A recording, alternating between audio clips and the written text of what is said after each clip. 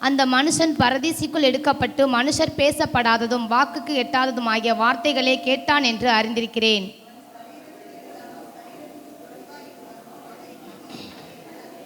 இப்படிப்பட்டவனை குறித்து மேன்மை பாராட்டுவேன். ஆனாலும் என்னை குறித்து என் பலவீனங்களிலே அன்றி வேறு ஒன்றிலும் மேன்மை பாராட்ட மாட்டேன்.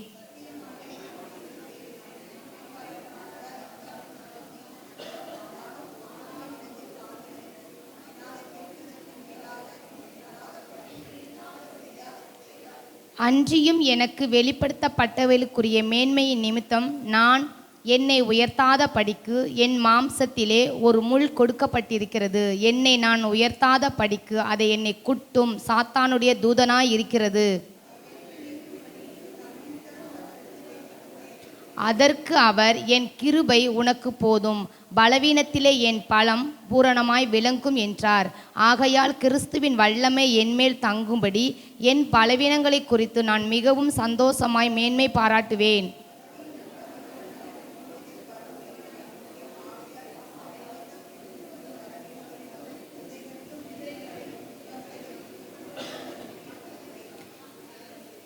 மேன்மை பாராட்டி புத்தியீனனாயினேன். நீங்களே இதற்கு என்னை பலவந்தப்படுத்தினீர்கள். நான் ஒன்றுமில்லை என்றாலும் மகா பிரதான அப்போஸ்தலர்க்கும் நான் எவ்வளவு குறைந்தவனாய் இருந்தபடியால் உங்களாலே மெச்சிக்கொள்ளப்பட வேண்டியதாய் இருந்ததே.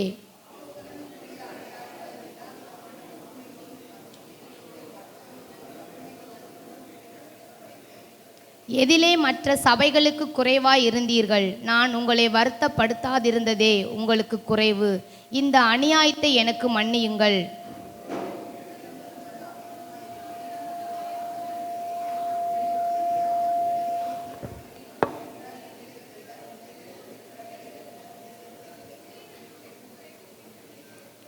ஆதலால் நான் உங்களில் எவ்வளவு அதிகமாய் அன்பு கூறுகிறேனோ அவ்வளவு குறைவாய் உங்களால் அன்பு கூறப்பட்டிருந்தாலும் மிகவும் சந்தோஷமாய் நான் உங்கள் ஆத்துமாக்களுக்காக செலவு பண்ணப்படவும் விரும்புகிறேன்.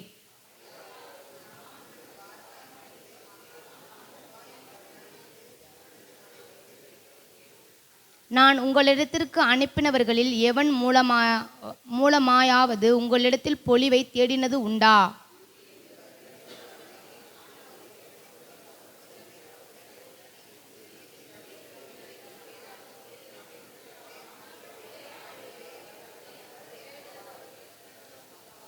நாங்கள் யோக்கியர்கள் என்று விளங்கும்படி உங்களிடத்தில் பேசுகிறோம் என்று எண்ணுகிறீர்களோ?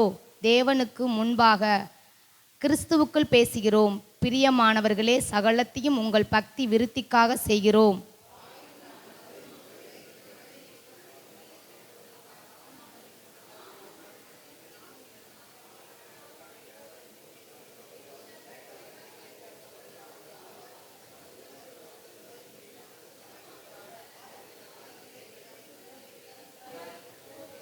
சேர்ந்து வாசிப்போம். மறுபடியும் நான் வருகிற போது என் தேவன் உங்களிடத்தில் என்னை தாழ்த்தும்படிக்கு முன் பாவம் செய்தவர்களாகிய அநேகர் தாங்கள் நடப்பித்த அசுத்தத்தையும் வேசித்தனத்தையும் காம விகாரத்தையும் விட்டு மனம் திரும்பாமல் இருக்கிறதை குறித்து நான் துக்கப்பட வேண்டியதாய் இருக்குமோ என்றும் பயந்திருக்கிறேன். ஆமேன்.